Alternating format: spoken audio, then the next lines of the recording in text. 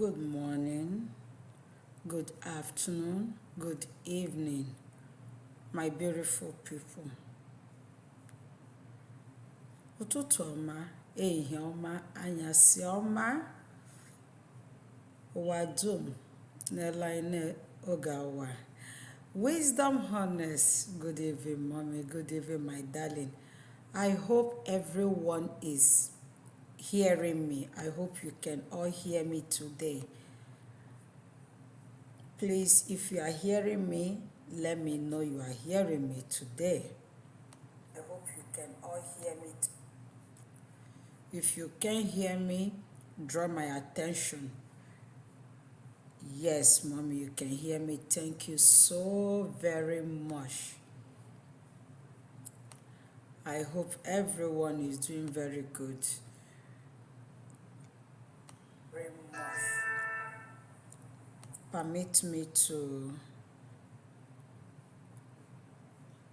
connect with both Facebook and YouTube.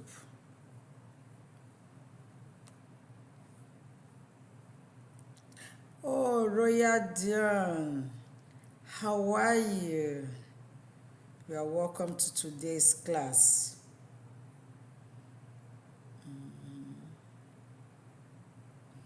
All right.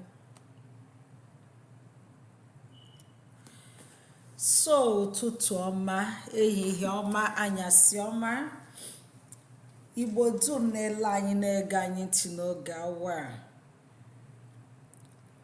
Na ndị na-anaghị asụkwa Igbo na-ele anyị, ihe ndị Igbo na-amasịkwa na-egekwa anyị n'oge awa. Ọ bụ Oriakụ Linome with Passion TV kuna n'olu ya n'oge awa. Onye ndu anyị taa ga-abụ Mazi Eburuaja Solomon, nke anyị na-akpọ nwa dibịa. Nke anyị na-abụ ihe ọbụla asị anyị n'obi bụ ezigbote onye ndu anyị. Ọ sị na m oge unu ewe n'iwe na ihe mere dede ji wee bee nwee. So nke mere na oge egbutu nwa nchọnchọ oge tupu ọ na-abịa taa. Eji m n'aka na ahụ dị onye ọbụla. Eji m n'aka na ezinụlọ dị mma. Ka hapụ iji ọnụ m wee riere unu onions, ka m jụkwa ka unu si dị, ka eke si anya anwụ.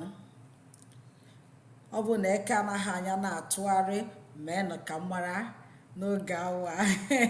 Mana ọ bụrụkwa na eke na-atụgharị na-anya anwụ, meenụ ka m marakwa, n'ihi na m na-alaiki ịma ka onye ọbụla na-ele anyị, onye ọbụla na-eso anyị si eme. Good morning, good afternoon, good evening. This is Linome with Passion TV.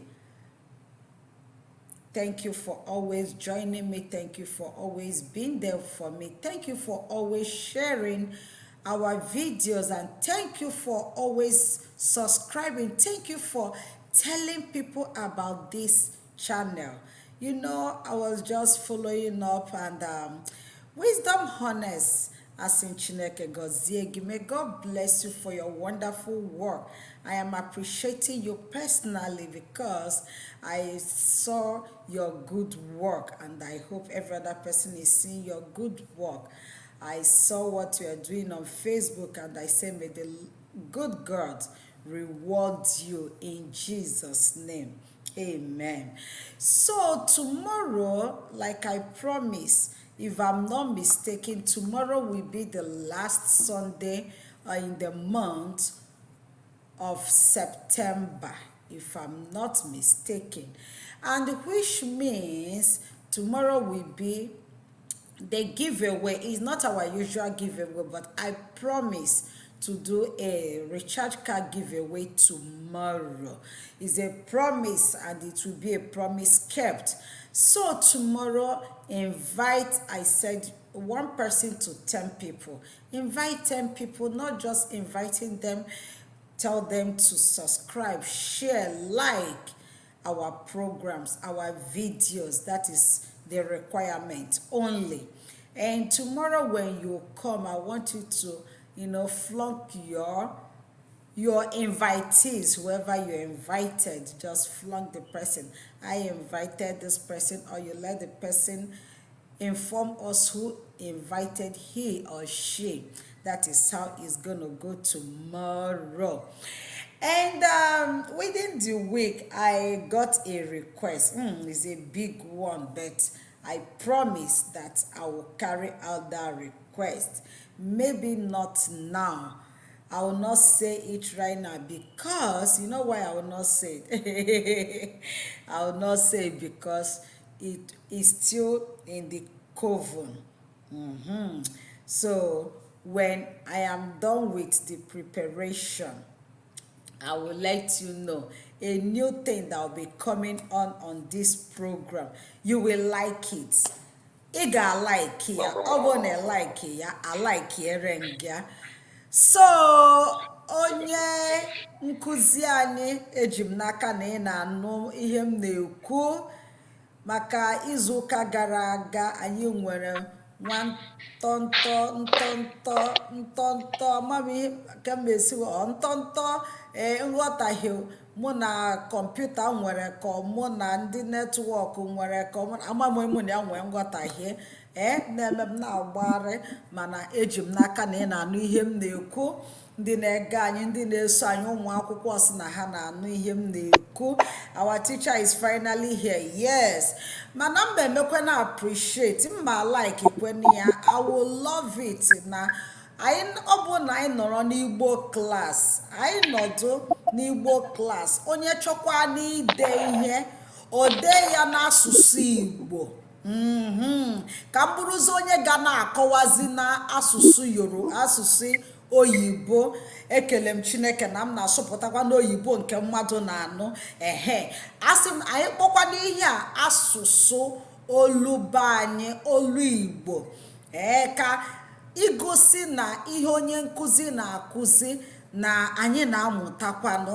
Ile anya ewo, ị ga-afụkwa na Igbo ka m ji wee bido nke taa. Onye ma agụ Igbo ga-agụtanwu ihe m dere, gosiri na ihe onye nkụzi na-akụzi na m na-agbalịkwanụ o gosiri na abụ nwata akwụkwọ, na m na-abịa akwụkwọ, m na-egekweni ntị n'ihe a na-akụzi.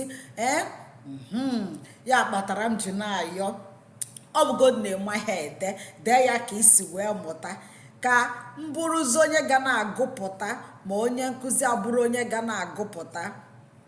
Ama m na ihe m kwuru na ọ dabara ọfụma. Royal Deal na-achị ọchị n'ihe m kwuru, ọka o kwesịrị ịdị, maka ihe mere bụ anyị na-amụkwanụ asụsụ Igbo. For the interest of those who didn't understand what I spoke in tongues. Okay, I said that because this is Igbo class, if we want to write something like good morning, how are you, you are welcome to class, and the rest of it, we should try and write it in Igbo. Anyị si ọma ma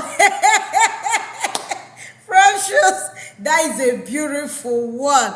I love this class. Anyị na-amụta ihe lenụ. Tupu onye nkụzi ga-akụzicha agbịshị dị ọfụzie na gịnị mere na anyị ncha na-edezi Igbo. Anyị na-edezi Igbo. Tupu ọ na-akụzicha ụmụ akwụkwọ a na-edezi Igbo. I hope I will not mess up in my writing. That's why o ji wee bụrụ akwụkwọ. That's why it's school. That's why we have the teacher. So when we mess up, like what I wrote, I want him to read it. If I mess up, he will be the one to correct.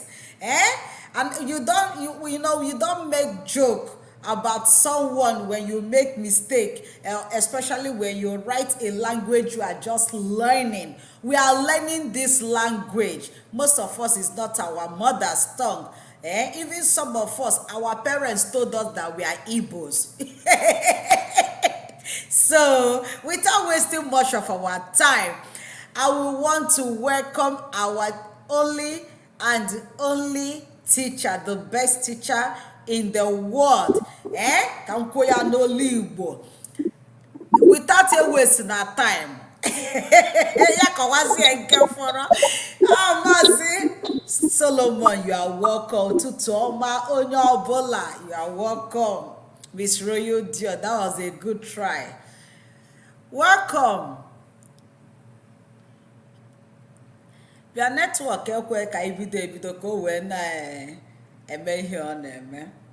all right. So while he's trying to connect back, please, tomorrow is the giveaway Sunday. Yes, I promise I will have a giveaway tomorrow, and I will have a giveaway the upper Sunday. That is the first Sunday of the month. This one for tomorrow, I'm just doing it out of goodwill because a lot of people missed our monthly recharge card giveaway. So I'm just doing this. Mr. Eburuaja Solomon, let me see if I can correct it from my end. Okay. You can go out and come back. Maybe that will fix it. Yes, whenever the network, whenever it's raining, especially, the weather is not friendly in Nigeria. Yes, not only in Nigeria, every part of the world, it affects the internet, it affects the network because it is man-made. That's why we give thanks to God, because he's trying to connect. Okay, then let me remove one.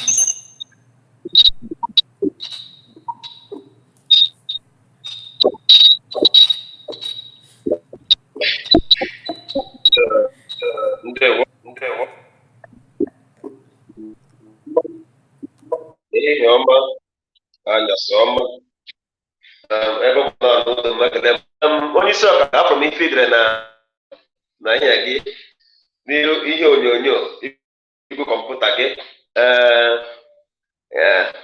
ị gbalịrị imere ọfụma. M na-enye gị 100%.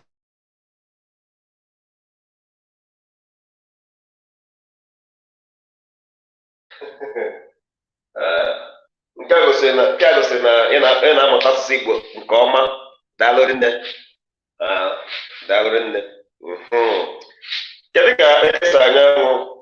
Kedu ka ụbọchị siri kwụrụ ụmụ akwụkwọ? Kelekwa m ụlọ ọzọ izu nke abụọ ya anyị ji mepe ụlọ akwụkwọ anyị. Ụlọ akwụkwọ ahụ bụ dị na Mee.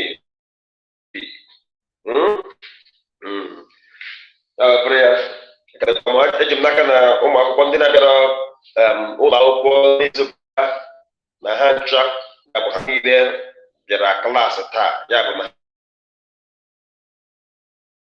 onye ọjọọ akwụkwọ na-abịara eji m n'aka na ha ncha nọchi ya. Edekwa m ụlọ ọzọ.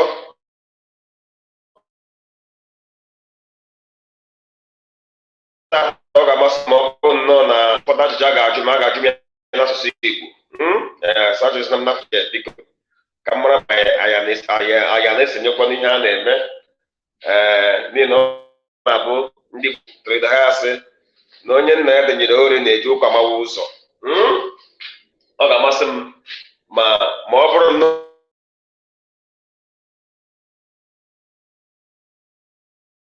ajụjụ ga-eji olu asụsụ anyị, ya bụ olu be anyị, wee jụọ m ajụjụ.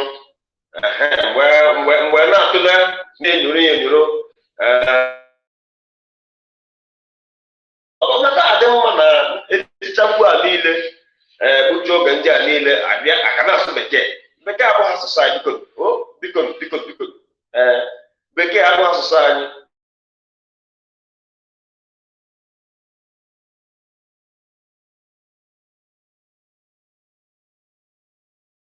Achọghị m ka ọ banye bụrụ mkpọkọrọ, ma afọ nke ikpe ya mkpọkọrọ. Ọhaneze agaghị ejikọ nke anyị ahịhịa. Asụsụ Igbo ga-agara mba niile n'ụwa dum.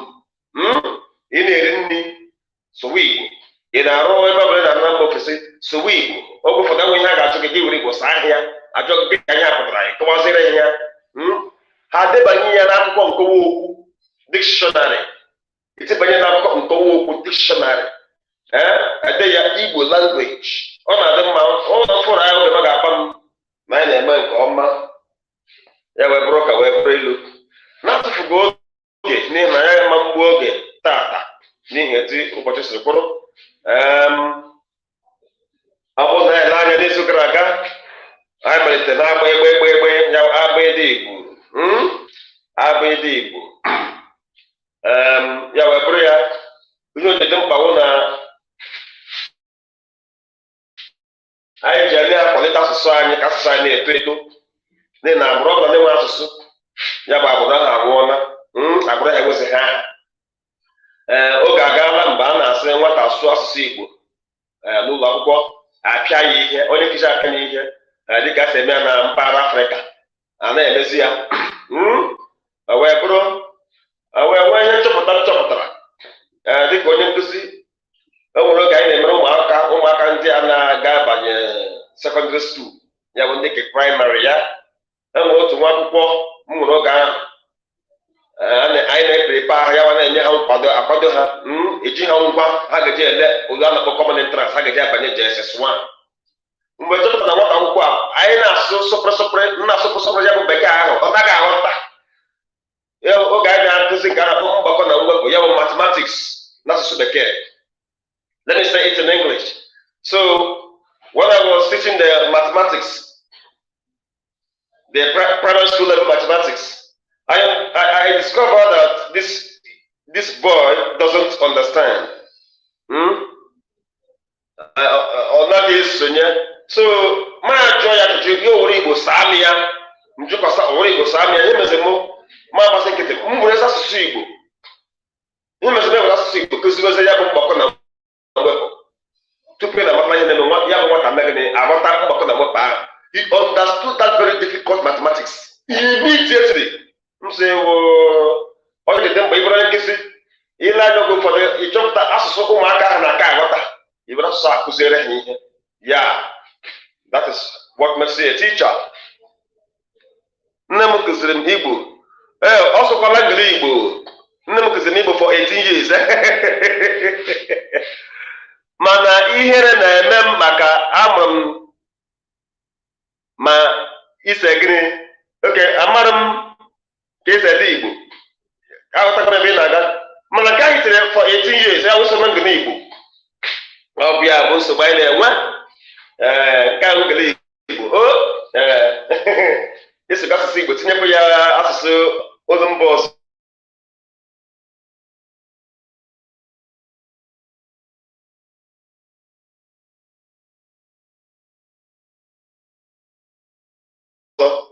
Mana ịgbalịrị mba ama mbụ oge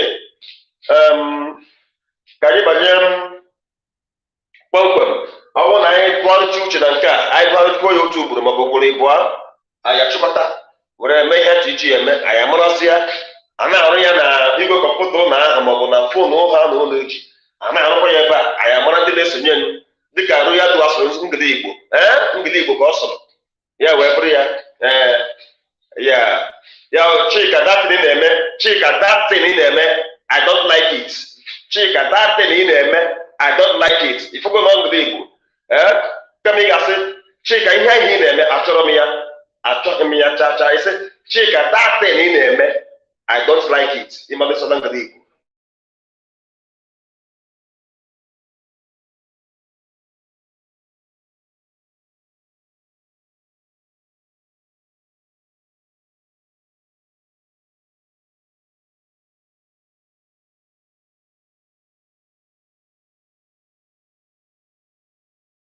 Bụrụ ya ka anyị banye mgbe ihe enwe maka ya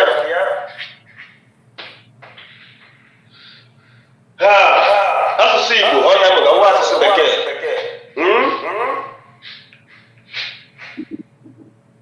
asụsụ abalị 20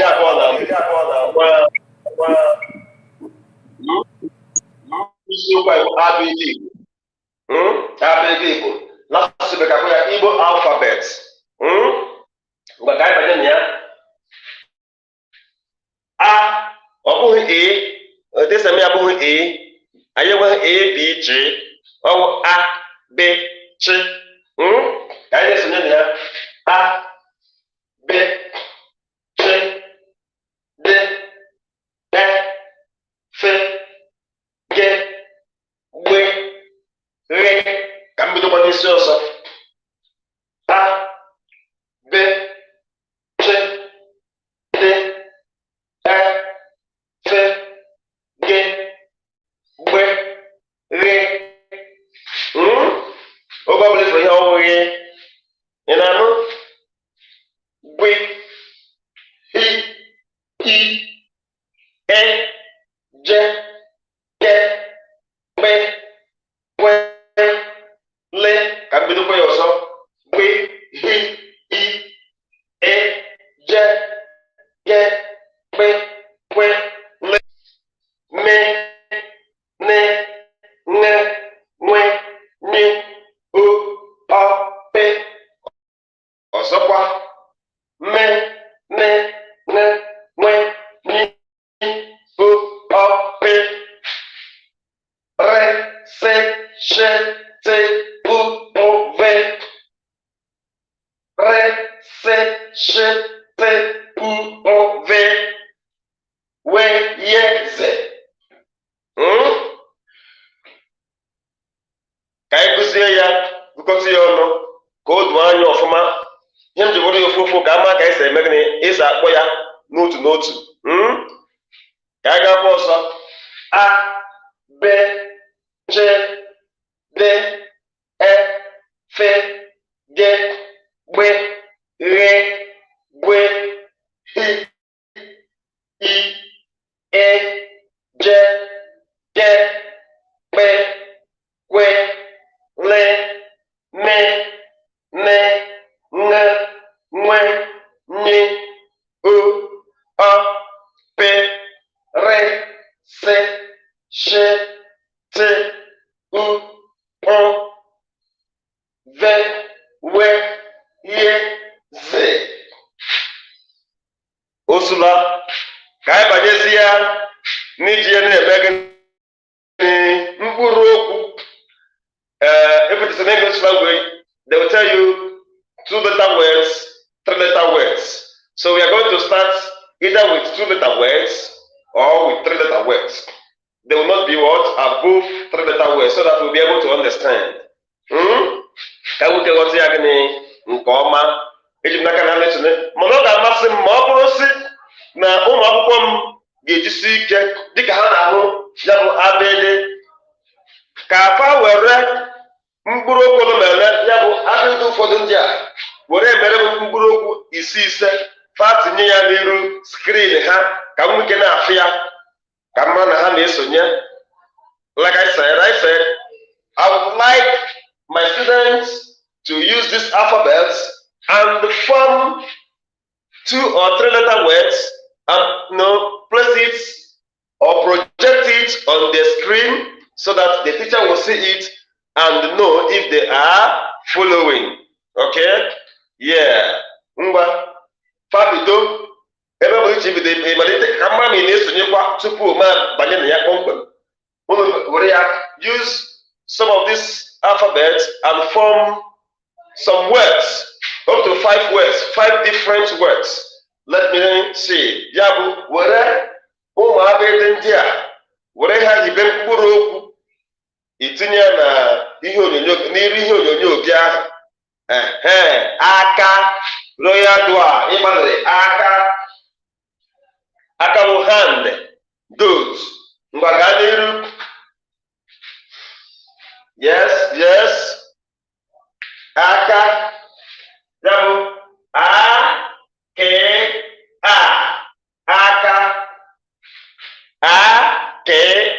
aka ọnụ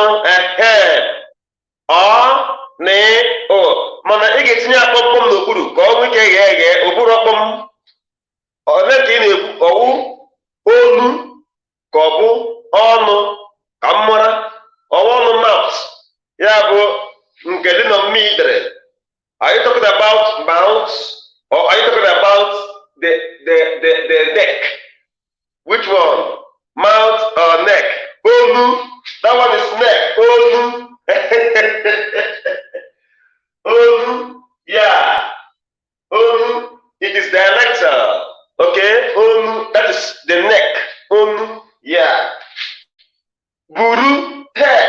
Good. Royal do I listen? Yeah. Buru. Buru. Yeah. In a bali no goma. Yeah. Egela aka. De olu. Yeah. Neck. The person of Cheta. Remember. Remember. Cheta. Cheta. Ya bụ nke a. Na nke a ka ị wekọtara ọnụ. Ị wetara nke a. Wete ka. Wete te. Wete ka. Wetekọrọ ka. Nkara ihe gburugburu. Ya bụ onyinye. Good. Gifts. Gifts. Yeah, onyinye. Gifts. Go on. Go. Royal do a daily apua. Wisdom and ofu. Dalo. Good. Well done. Well done. Dalo. Well done. Yeah. Royal do a man koma. Dalo. Ngwa na-ede no na m na-afịa. Dalo. Dalo. Well done. Ya bụ na ị wetara dị. Daalụ. Onwe onye ọzọ. Efere plate. Plate. Efere plate maka eji eri nri. Onye dọ ịbụ nwafọ Igbo. Yeah. Efere. Efere. Efere. Efere plate. Plate maka iji eri nri. Ya bụ Chika wetara m efere. Onyinyechi wetara m efere ahụ. Onyinyechi, get me that plate. Bring me that plate. Anya, I. Anya, I. Anya, I. Ya bụ ewetara nke a. Nyi. Anya, I.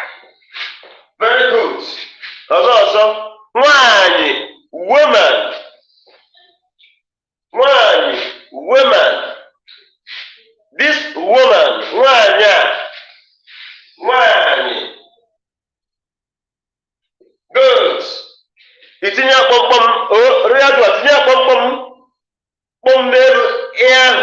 Ya nke ahụ na-akpọ anyị. Itinye akpọm n'isi. Itinye akpọm n'ọdụ. Itinye n'isi. Itinye n'ike ya. Ọnwụnye.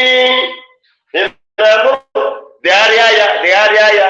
Degharịa ya. Mana ị na-agbalị. Nwanyị. Ya bụ iji nke anụ ọ bụrụ nke a ka iji. Nke a ka iji dee ya. Ọ bụrụ i. Anyị nwere nwanyị. Nye nwanyị. Lọta. Come back. Come back. Rịadụa. Ị na-agbalị. Lọta. Come back. Mana ị ga-etinye akpọm n'okpuru. Ị na-anụ? Tell lota. Lota is remember. This one now sounds like lota. Remember in Anambra tongue. Lota. Ife gwara gị. Remember what I told you. Okay? This is dialectal aspect. Remember. Okay? Yawu cheta. Lota. Are you getting it? Good. Lota is dialectal to some part of Anambra State. Cheta is the central Igbo language. But if you're talking about coming back, it is up. Okay? That is this one. We are talking about this one. Okay? Yeah. But if you're talking about remembering, that is you're talking about this O, not Okay? So I don't know the one you're talking about. Is it Lota or Lota? Olo. Yeah, Ulo. This one is dialectal to Imo State. Ulo. Okay? Ulo is house. house. But Central Igbo is Olo. Okay? Olo. If you want to write it, Olo. Look at it. Look at it there. You see that the O we are talking about is this one.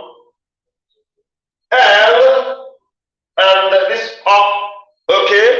Goats. Agamagoka. Uka. It is Oka, not Uka. Oka Echi. Mr. Wisdom, thank you so much. We're talking about Oka as the church.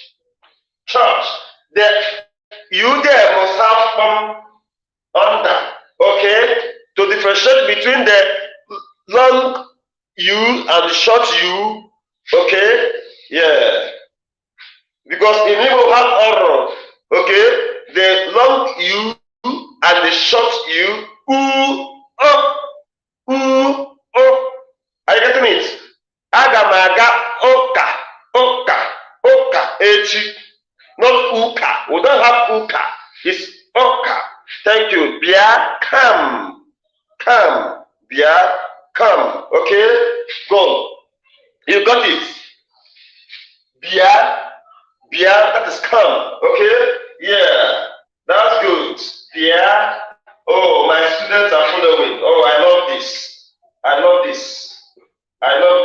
Bia, I love this so much. They are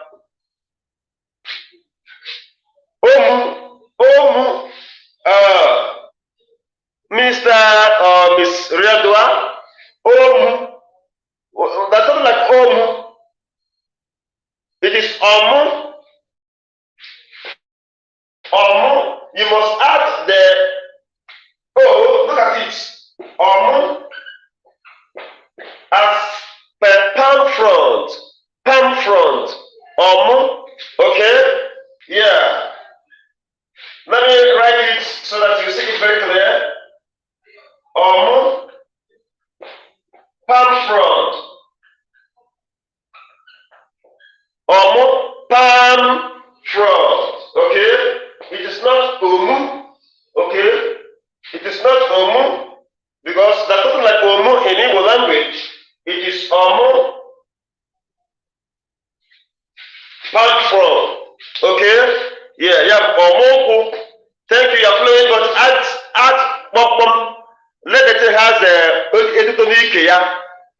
Oahu, Etito, you are a way to Omu.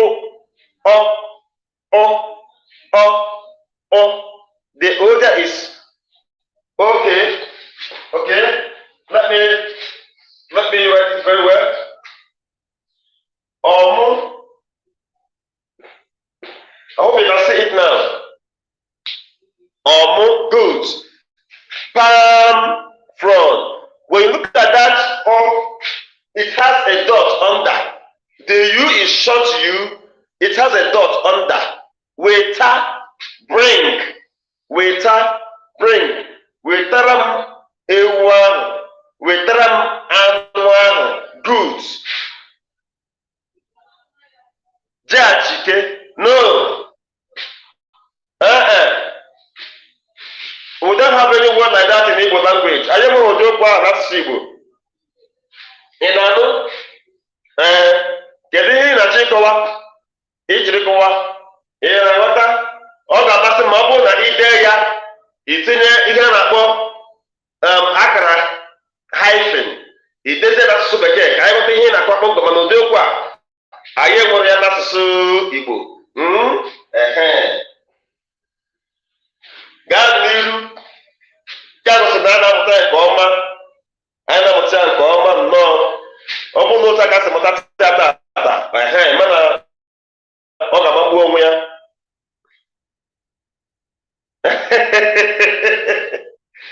Netwọk na-eme gịnị na-akpaghasị ebe a. Ka m kọwara gị netwọk ahụ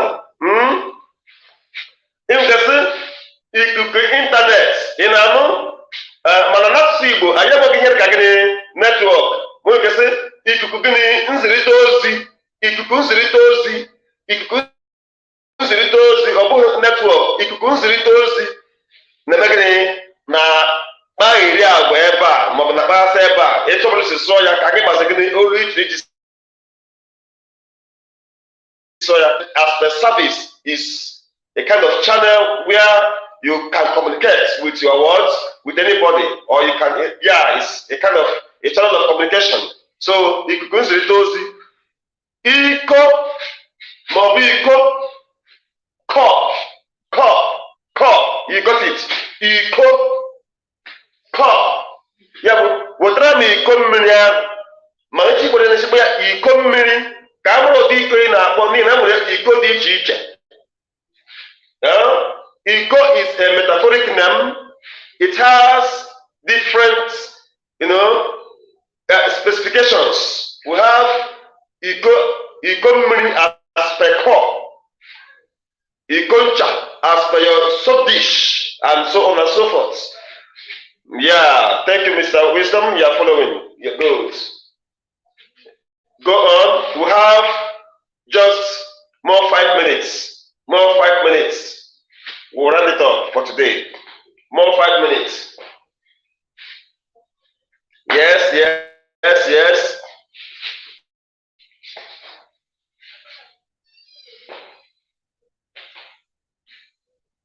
Yes, I'm waiting. I'm waiting.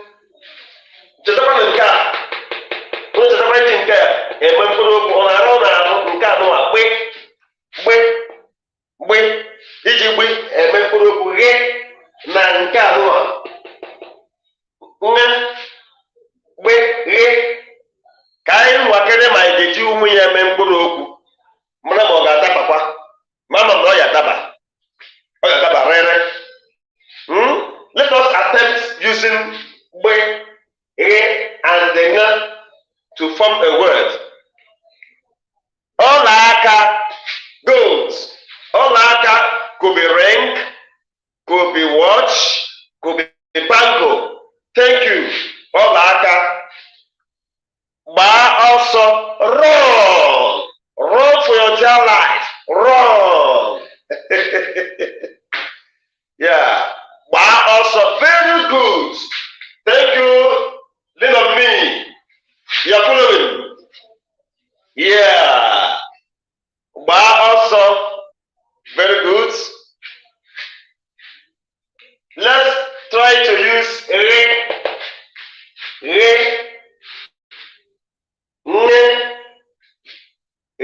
and nga. Then enweghị m ike taa. I don't have strength today. Thank you, Mr. Wisdom Honest. I don't have strength today. Enweghị m ike taa. Yeah. Even one people, okay?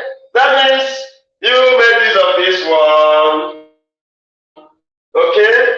Very good and very nice. Enweghị m ike taa. But you could have removed that akarampu, that exclamation mark there. Remove that exclamation. That is good, like exclamation mark. It is not it is an exclamation mark.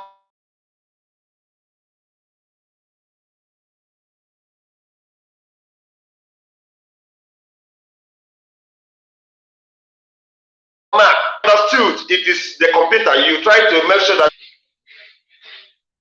Yeah, that's good. You try to differentiate it from the long E. I understood. Yeah, you got it. 100%. Clap yourself. You got it very well, Mr. Wisdom. Yeah, thank you. Yes, more. I need more. I'm happy. See, anywhere you are, on your charge, you just say, good morning. It's a yeah, ututoma. You know, you try to speak it in a natural way. He will turn around and say, what do you mean by ututoma? So ututoma means good morning. Okay? Yeah.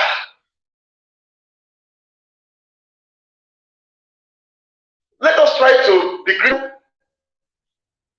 And that's your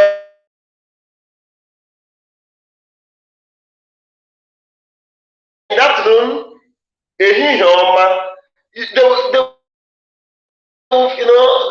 love to learn your language.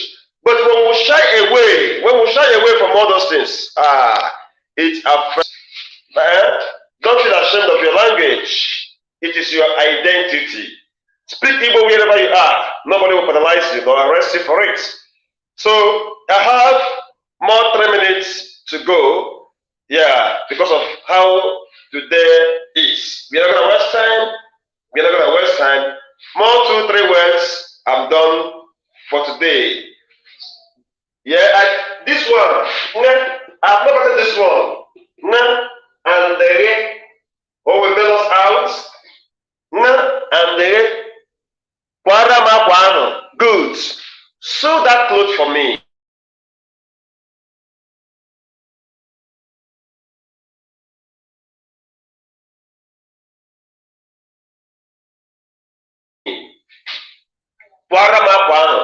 But it. Okay, you got it.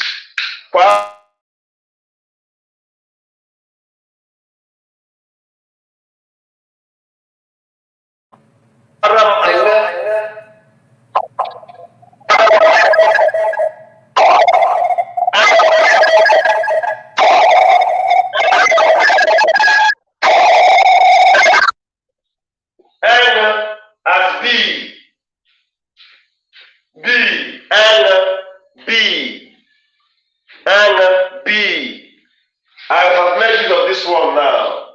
The and B. Okay? Yeah. It is the same spelling with an. Okay? It is the same spelling with an, like drinking. And on is drinking water. Okay? Good. But not the same tone. Different tone. Okay?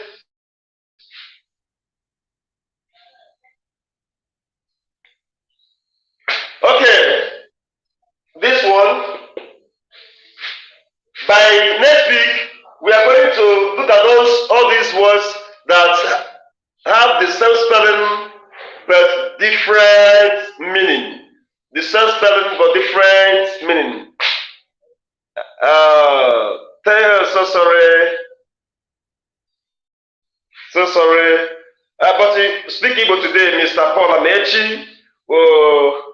Will claim the indulgence, speak Igbo, so right as Igbo, because I know yogi, so right as Igbo. Oh, can I honorable Anyas your man? You know, Mumbo Doma. Quick, Manika Monikasi, Sarah Okrikiri na quick. Sarah Okrikiri na quick. Other bad, you know, but it's right, okay? I understand. Also, come a little boy, also come a little boy, you come to Chocota, also come a little kita, you have to come to Chocota, also come a little. Mazi wisdom honest. Yeah, my prayer, Mazi wisdom honest, I didn't all the second I was.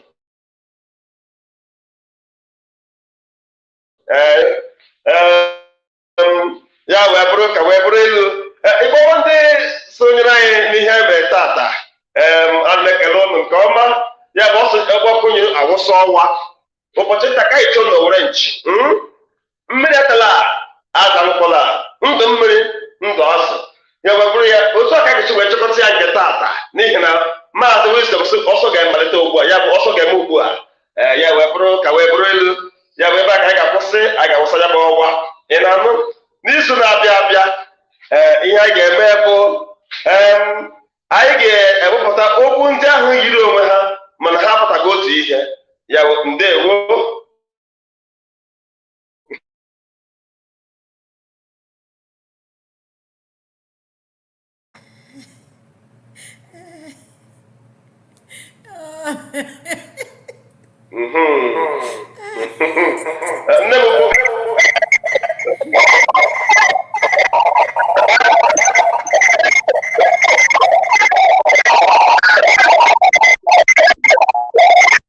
Thank you for today. Thank you and thank you and thank you. So thank God. Next week we are going to look at those words that appear the same but has different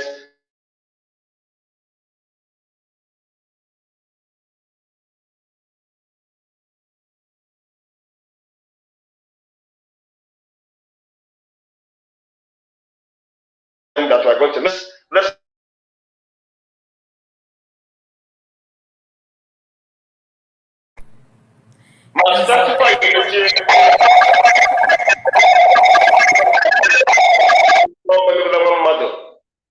ebe bere ugo bere nke si bụ ebela nke ahụ ga-akwa ya akwa ka abụghị okwu ndị Igbo ya wee bụrụ ya otu aka ga-esi wee chọkọta ya n'ihe gịnị n'ihe omume nke taa.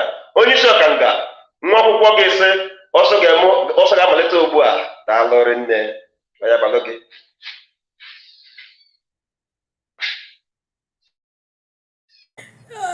Ndewo ezigbo onye nkụzi anyị.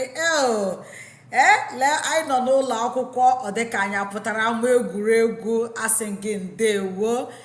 Ihe agba akara aka gị. God bless you. Wisdom honest. Ị ga Wisdom awụghị mma gwa gị mma aka. Amechi Paul. Class prefect bịara akwụkwọ late taa, nsogbu adịghị. You are welcome. You are welcome. Mana anyị amụ onye ga-apịa gị ihe. Class prefect bịara. School prefect, I'm the class prefect. Oh, so thank you so much. Thank you so much for making today's class an interactive one. God bless you. So without wasting much of our time, we will go and continue the rest of our night. To those of us who are in the night, some are in the afternoon, some are in the day. And please, let's keep appreciating our beloved teacher. He is the best, not among the best. He is the best. I refuse to say among the best. He is the best in the universe. So he said that next week Saturday, that he will be teaching on the words that sounds alike, but they are not the same. I can't wait. So please go and gather those words that sound alike. I remember growing up, we hear ewe. I think that will be the number one word that we hear next week. I just stole into it. Ewe. They are the same letters, the same spelling, but different pronunciation. Right? Yes. I am doing good with Igbo. So let us be. Let us go and enjoy our weekend. I will see you all tomorrow, same time, 6 p.m. And let me tell you, the best teacher in the world will be anchoring tomorrow's program with me. God bless you all. Remember, I love you all yesterday. Remember, I love you all today. And onye ọbụla metụ ibe ya kasị ya, ahụrụ gị n'anya, ịbụ onye ụwa ọma, o sikwa ebu n'obi.